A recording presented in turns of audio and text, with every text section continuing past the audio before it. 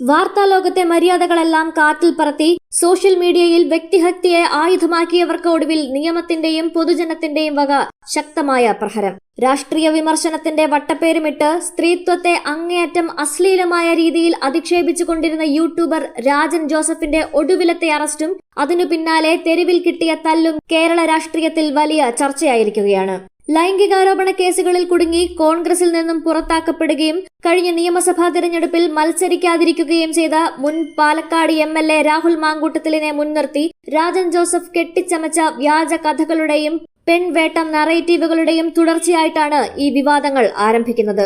ഈ വിഷയത്തിൽ ഇരകളെ തേടി നടക്കുന്ന ചാനലുകൾക്കെതിരെ പ്രതികരിച്ച കോൺഗ്രസ് നേതാവും പത്തനംതിട്ട ജില്ലാ പഞ്ചായത്ത് അംഗവുമായ ശ്രീനാദേവി കുഞ്ഞമ്മയെ ലക്ഷ്യമിട്ടായി പിന്നീട് രാജന്റെ സൈബർ ആക്രമണം. ഒടുവിൽ ശ്രീനാദേവി നൽകിയ പരാതിയിൽ ജാമ്യമില്ലാ വകുപ്പുകൾ പ്രകാരം കേസെടുത്തതോടെ ഒളിവിലിരുന്ന രാജൻ ജോസഫിനെ അടൂർ പോലീസ് എറണാകുളത്തു നിന്നും പൊക്കുകയായിരുന്നു. കഴിഞ്ഞ 8-10 മാസത്തിനിടയിൽ 25ഓളം വീഡിയോകളിലൂടെയാണ് ശ്രീനാദേവിയെ ഇയാൾ വ്യക്തിപരമായി വേട്ടയാടിയത്.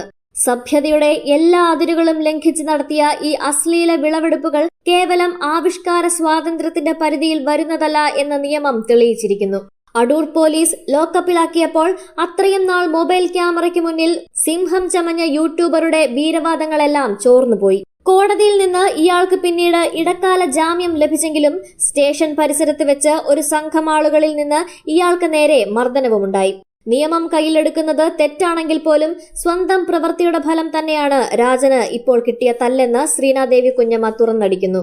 വ്യൂസിനും കാശുണ്ടാക്കാനും വേണ്ടി മറ്റുള്ളവരുടെ ജീവിതം വെച്ച് പന്താടുന്ന ഇത്തരം സോഷ്യൽ മീഡിയ മാലിന്യങ്ങൾക്ക് ഇതിനപ്പുറവും സംഭവിക്കുമെന്ന മുന്നറിയിപ്പാണ് അവർ നൽകുന്നത്. ഇതിലും വലിയ അത്ഭുതം മറ്റൊന്നാണ്. കോൺഗ്രസിനും UDFനുമെതിരെ സംസാരിക്കുന്നുവെന്ന ഒരൊറ്റ കാരണത്താൽ ഈ യൂട്യൂബർക്ക് സംരക്ഷണം ഒരുക്കാനും ജാമ്യമെടുക്കാനും CPM പ്രാദേശിക നേതൃത്വം ഓടിയെത്തിയെന്നതാണ്.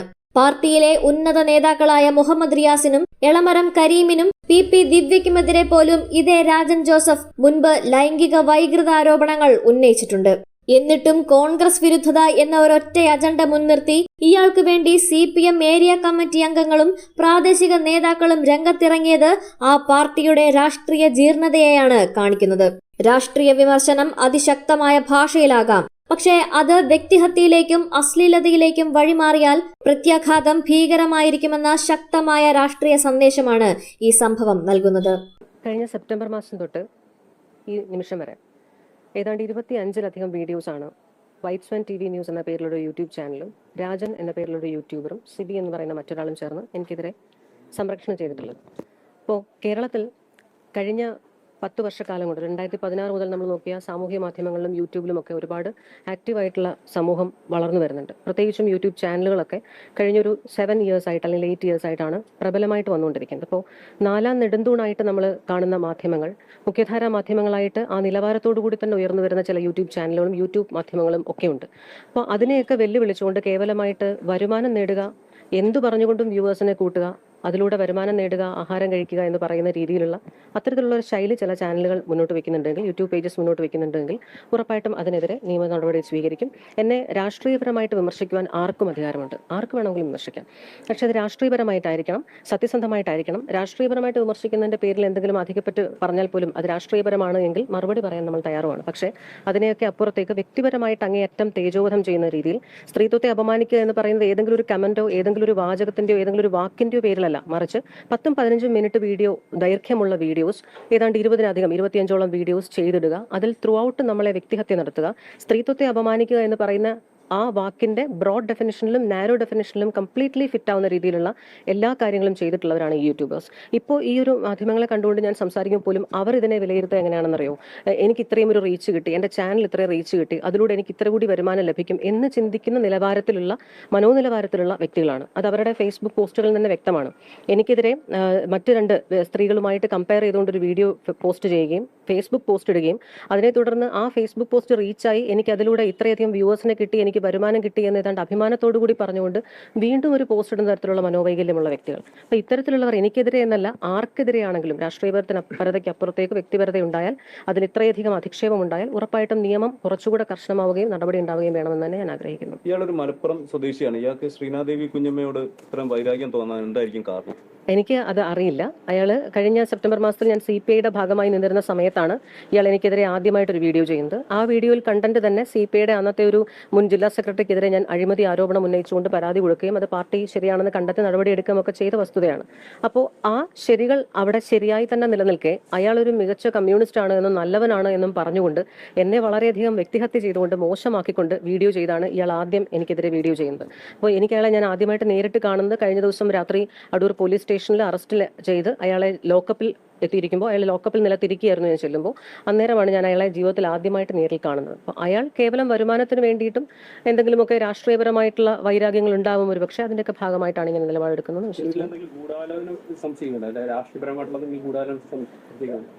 രാഷ്ട്രീയപരമായിട്ട് എനിക്കെതിരെ ഇത്ര വലിയൊരു ഗൂഢാലോചന ഉണ്ടാവാൻ എന്തായാലും CPIയുടെ ഭാഗമായിട്ട് അങ്ങനെ ഒരു വീഡിയോ ഉണ്ടായപ്പോൾ CPIയുടെ ആ നേതാവ് മാന്യനാണ് എന്നും ഞാൻ കുഴപ്പക്കാരിയാണെന്നൊക്കെ പറഞ്ഞുകൊണ്ട് വീഡിയോ ചെയ്യുമ്പോൾ ഉറപ്പായിട്ടും അതിൽ പൊളിറ്റിക്സ് ഉണ്ട്. അതിന് മുൻപും ചില യൂട്യൂബ് ചാനലുകളെ കൊണ്ട് ഇത്തരത്തിൽ സമാനമായ വീഡിയോസ് ചെയ്തിട്ടുമുണ്ട്. താങ്കൾ മുമ്പ് പരാതി നൽകിയ നേതാവിന് ഇതിൽ പങ്കുണ്ടെന്ന് വിശ്വസിക്കുന്നുണ്ട്? അത്തരത്തിലൊരു ഡിസ്കഷനിലേക്ക് പോകാൻ ഞാൻ ആഗ്രഹിക്കുന്നില്ല. ഇതിൽ ഞാൻ ആഗ്രഹിക്കുന്ന ഒരു കാര്യം CPMന്റെ സംസ്ഥാന നേതൃത്വത്തിന്റെയും CPMന്റെ പ്രാദേശിക നേതൃത്വത്തിന്റെയും നിലപാട് ഈ പറയുന്ന യൂട്യൂബേഴ്സിനെതിരെ എന്താണ് എന്നവർ വ്യക്തമാക്കണമെന്ന് ഞാൻ ആഗ്രഹിക്കുന്നു. കാരണം CPMന്റെ ഒരു Adoor local committee, Adoor town local കമ്മിറ്റിയുടെ സെക്രട്ടറിയും CPMന്റെ അടൂർ ഏരിയ കമ്മിറ്റി അംഗവുമാണ് ഈ പറയുന്ന രാജനെ ജാമ്യത്തിലെടുക്കുവാനായിട്ട് ഇന്നലെ അടൂർ പോലീസ് സ്റ്റേഷനിലെത്തിയത്. CPMന്റെ അടൂരെ പാർട്ടി വക്കീൽ അയാളുടെ ജാമ്യത്തിന് വേണ്ടി ഹാജരായി എന്നുള്ളത് ഞാൻ പറയാൻ ആഗ്രഹിക്കുന്നില്ല. മറ്റൊന്നും കൊണ്ടല്ല, ഒരു പ്രൊഫഷനാണ്. ആസ് എൻ അഡ്വക്കേറ്റ് അത് ആർക്ക് വേണ്ടി ഹാജരായി എന്നുള്ളതിനെ കുറിച്ച് ചോദ്യം ചെയ്യാൻ ഞാൻ ആഗ്രഹിക്കുന്നില്ല. പക്ഷേ CPMന്റെ ടൗൺ ലോക്കൽ കമ്മിറ്റി സെക്രട്ടറിയും CPMന്റെ അടൂർ ഏരിയ കമ്മിറ്റി അംഗവും വന്ന് ജാമ്യം എടുത്തിട്ടുണ്ട് എങ്കിൽ CPMന്റെ സംസ്ഥാന തലം മുതൽ പ്രാദേശിക തലം വരെയുള്ളവർ ഈ യൂട്യൂബേഴ്സിന് എതിരെയാണോ അനുകൂലമാണോ നിലപാടെടുക്കുന്നതെന്ന് വ്യക്തമാക്കണം. നമുക്കൊക്കെയും അറിയാം CPMന്റെ നേതാവും കണ്ണൂരെ മുൻ ജില്ലാ പഞ്ചായത്ത് പ്രസിഡന്റുമായിട്ടുള്ള ശ്രീമതി PP ദിവ്യ. ഈ PP ദിവ്യ കണ്ണൂർ കണ്ണപുരം പോലീസ് സ്റ്റേഷനിൽ രാജൻ ജോസഫിനെതിരെയും സിബി തോമസിനെതിരെയും പരാതി നൽകിയിട്ടുണ്ട്. ആ കേസിൽ FIR ഇട്ടിട്ടുണ്ട്. അപ്പോൾ അതിൽ അങ്ങേയറ്റം ഒരു രാഷ്ട്രീയപരമായിട്ട് അവർക്കുണ്ടായിട്ടുള്ള പ്രശ്നങ്ങൾ, കേസുകൾ, അതുമായി ബന്ധപ്പെട്ടുള്ള ചോദ്യങ്ങൾ, ആരോപണങ്ങൾ, വിമർശനങ്ങളല്ല. അതിനപ്പുറത്തേക്ക് ആ വ്യക്തിയെ സ്ത്രീ എന്നുള്ള നിലയിൽ അങ്ങേയറ്റം വ്യക്തിഹത്യ ചെയ്തുകൊണ്ട് സ്ത്രീത്വത്തെ അപമാനിച്ചുകൊണ്ടാണ് അയാൾ വീഡിയോ ചെയ്തിട്ടുള്ളത്. അതിനെതിരെ അവർ പരാതി കൊടുത്തിട്ടുണ്ട്. അതിലൊക്കെ അപ്പുറത്തേക്ക് ശ്രീ മുഹമ്മദ് റിയാസിനെയും ശ്രീ എളമരം കരീമിനെയും തമ്മിൽ ഏറ്റവും വികലമായ രീതിയിൽ അവർ തമ്മിലുള്ള ബന്ധം എന്താണ് എന്നുള്ള തരത്തിൽ വളരെ വികലമായി ചിത്രീകരിച്ച ഒരു വീഡിയോ നമ്മൾ കണ്ടിട്ടുണ്ട്. അപ്പോൾ അത്തരത്തിലൊക്കെ ചെയ്ത ആൾക്കാരെ, മുഹമ്മദ് റിയാസും എളമരം കരീമും തമ്മിലുള്ള ബന്ധത്തെക്കുറിച്ച് അയാൾ പറഞ്ഞതിനെ അനുകൂലിക്കുകയാണോ CPMന്റെ അടൂര നേതൃത്വം എന്നുള്ളത് വ്യക്തമാക്കണം. CPMന്റെ സംസ്ഥാന നേതൃത്വവും പ്രാദേശിക നേതൃത്വങ്ങളും ഇത്തരത്തിലുള്ള യൂട്യൂബേഴ്സിന് വളം വെച്ചു കൊടുക്കുമ്പോൾ കേവലം കോൺഗ്രസ് പാർട്ടിക്കെതിരെ ചില വീഡിയോസ് എടുക്കുന്നു, ചില നിലപാടുകൾ സ്വീകരിക്കുന്നു, കോൺഗ്രസ് നേതാക്കന്മാരെ മുഴുവൻ അധിക്ഷേപിക്കുന്നു എന്ന് പറയുന്നത് ഈ അടുത്ത കാലത്തൊരു ട്രെൻഡായിട്ട് സൈബർ സഖാക്കൾ സ്വീകരിച്ചിട്ടുണ്ട് എങ്കിൽ തങ്ങളുടെ നേതാക്കന്മാരെ ഇവർ പറഞ്ഞതിനെക്കുറിച്ച് അനുകൂലിക്കുന്നു എന്നുകൂടി ഞാനത് കൂട്ടി വായിക്കേണ്ടി വരും. കഴിഞ്ഞ സമയം പോലീസ് സ്റ്റേഷനിലേക്ക് പ്രതി എത്തിച്ചപ്പോൾ, രാജ്യസഭനെ എത്തിച്ചപ്പോൾ പോലീസ് തടയുന്ന ഒരു സാഹചര്യത്തിലേക്ക് പോയി. കണ്ടറിയാവുന്ന 20 പേർക്കെതിരെ കേസ് എടുത്തിട്ടുണ്ട്. അതുമായിട്ട് മേഡത്തിന് എന്തെങ്കിലും ബന്ധമില്ല? എനിക്ക് ബന്ധമുണ്ടോന്നോ?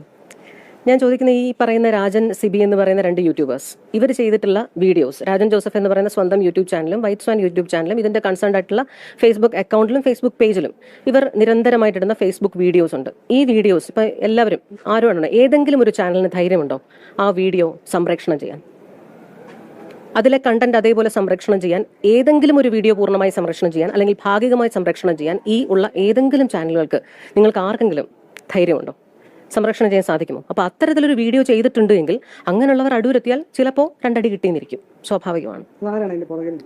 അതിന്റെ പുറകിൽ ആരാണെങ്കിലും തല്ല് കിട്ടിയിട്ടുണ്ടെങ്കിൽ അവരവരുടെ ചെയ്ത പ്രവർത്തിയുടെ ഫലമായിട്ടാണ് എന്നാണ് ഞാൻ മനസ്സിലാക്കുന്നത്.